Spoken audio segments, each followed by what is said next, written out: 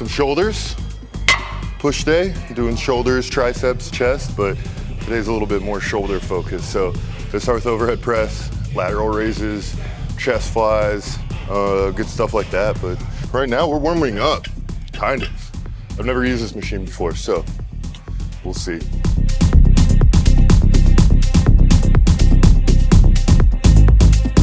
So the biggest thing with this, as far as cues, is I always imagine when I'm coming down, trying to create a shelf for my lats.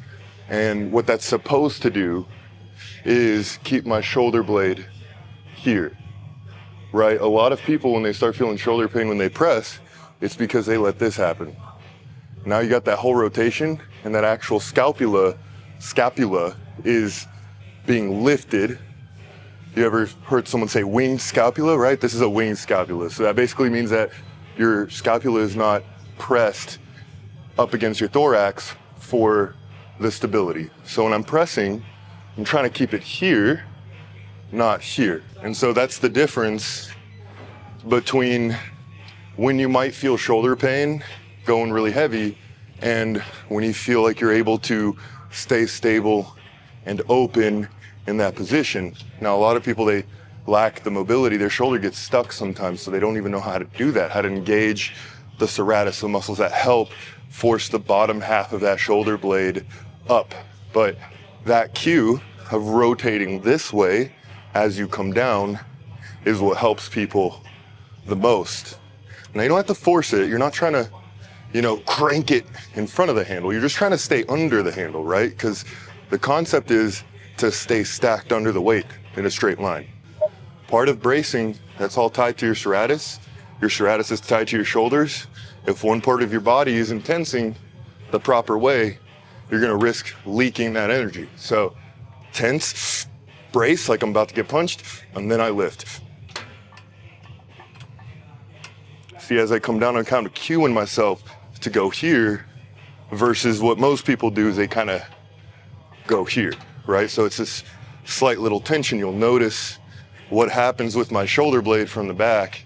I go, if I'm here, I'm like this, whereas I'm opening up like this, creating that shelf right here. So it leads shoulder stability.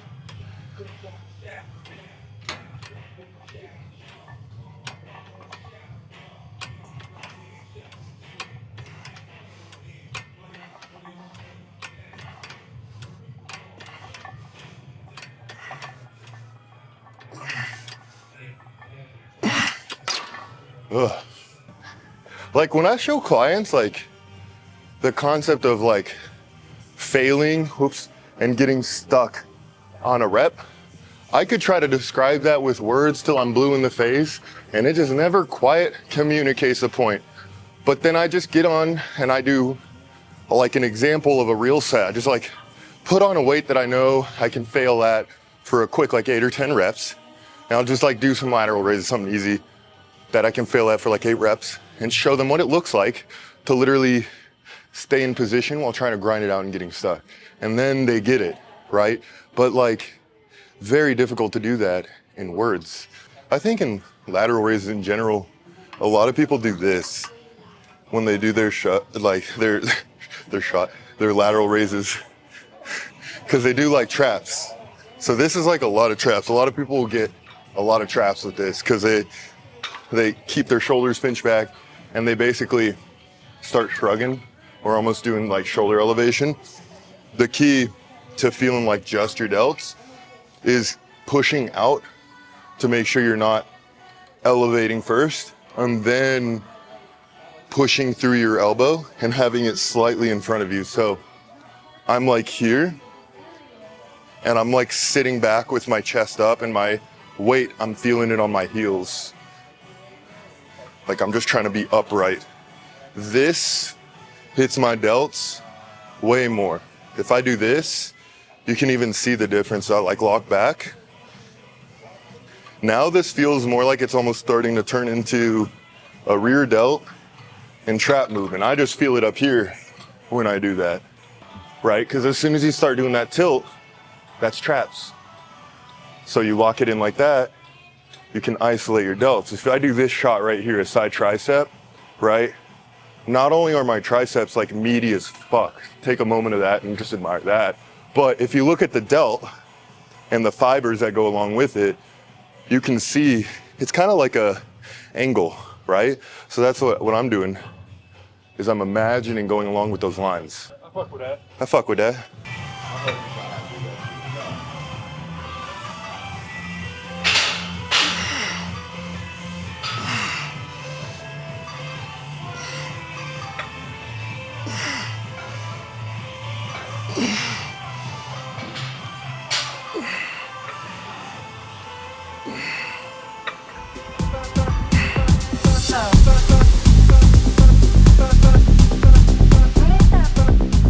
So on this one, you can really, there's not a right or wrong way to do dips in terms of leaning forward or staying upright. You might have seen people talk about it in a way where they make it seem that you should only do one way or the other, but the reality is it's kind of a spectrum, and it's what you're trying to do as well. What's important to understand is the angle determines how much tricep or chest you hit, meaning if you lean forward, you hit chest. If you stay more upright and your elbows fold in more like they go back, then you're gonna hit more triceps. So if you wanna turn this into a tricep exercise, you don't focus on leaning forward, and vice versa if you wanna make it chest. So if I wanted to do chest, I'm dropping down forward into it. And if you notice with my forearms, when I am coming down, they stay pretty straight because I'm dropping my elbow or because I'm dropping my chest forward. They stay more straight in a straight vertical line.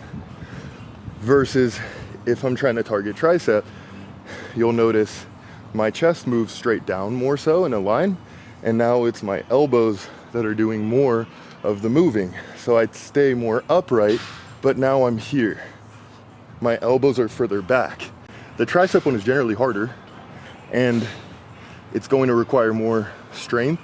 So if you're trying to target triceps and you only feel shoulders, it's probably more of a strength issue, and you're probably better off either making it assisted or making it a chest dominant dip until you feel like you have full control of the dip, because the chest dominant dip is supposed to be a little bit easier.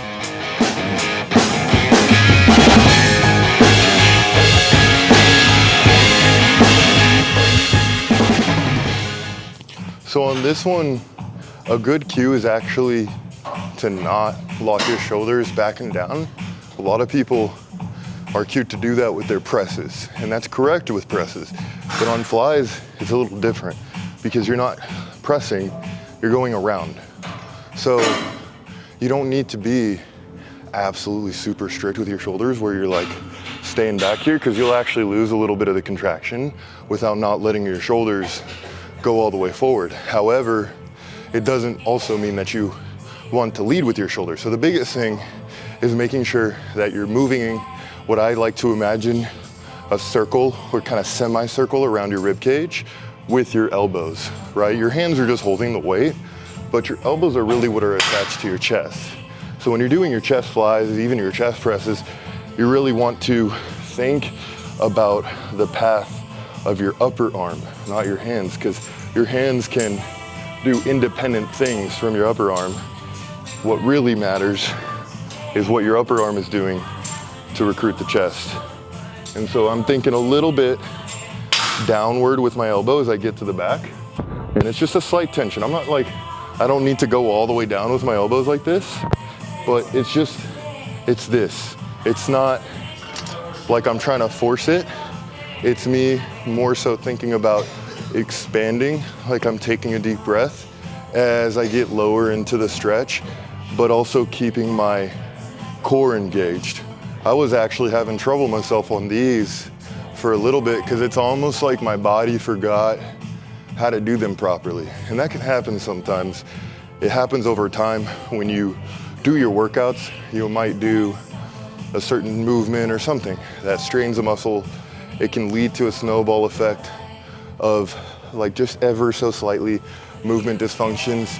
And if you let it build without addressing them over time, sometimes it gets big enough or culminates enough into something that like actually becomes noticeable in your training, and you don't really notice it until you're forced to, with either pain or something like that, right?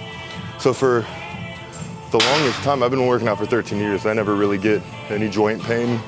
I never tore any muscles or anything, you know, knock on wood, but I think I attribute that to just being controlled. I don't randomly jump in weight, you know, one day when I feel good, like progressively overload, but full range of motion so that if I fail, I have nowhere to go, right? My muscle gets the full work all the time, so it doesn't get surprised if I ever fail. And I think a lot of people fail that way, and then they tear their muscle because they never support that angle. But basically, I was feeling a little bit of some clicking on my shoulder, not yet pain, but I knew that if I hadn't addressed it, it turned into pain, right? Because clicking obviously means that something's not grooving in right. And had to kind of retrain myself, almost re-cue myself, and I realized I was forgetting about what I used to be really good at, and that was thinking more about that expansion on my chest, that breathing. And it's like a diaphragmatic breathing, because that diaphragmatic breathing is really one of the few ways that we can actually recruit our serratus, because those are the same muscles that are involved in expanding the intercostal or the rib cage muscles, as well as the intercostals. So when you're doing your chest presses, if your shoulders feel off, even when you're doing your chest flies, breathing might be the thing you're not thinking about. See how I'm expanded here? I'm not collapsed. I don't want to collapse, because then my shoulders tilt forward. You see how front of my shoulders here? And now if my front of my shoulders are tilted forward, my shoulder blades aren't flat. Here, I'm expanded, a little bit of an arch on my lower back, and that feels really good when I do it right. If I do it where I'm not totally up here with my shit, you know, or with my shoulder flat, I'll start feeling some kind of click in, or just, it won't feel right. Like this shoulder will like move forward a little more than this one, but then I have it flat here. Take the time to really like articulate them onto the bench. From there, and now the other thing too is everyone gets tired. Everyone gets fatigued on these, right? And it's totally normal to want to start cheating and be able to do more reps to push your shoulder forward, but you'll start feeling your shoulder. So the difference between a beginner and advanced is the fact that they can stay locked in without doing this, because they can control it, they have the awareness, and still try to grind that rep out. And if they can't get it, they just can't get it. They let themselves get stuck and they stop. They don't try to keep grinding and keep moving the weight, because it's not the goal, right? It's bodybuilding. It's to move the muscle, not the weight.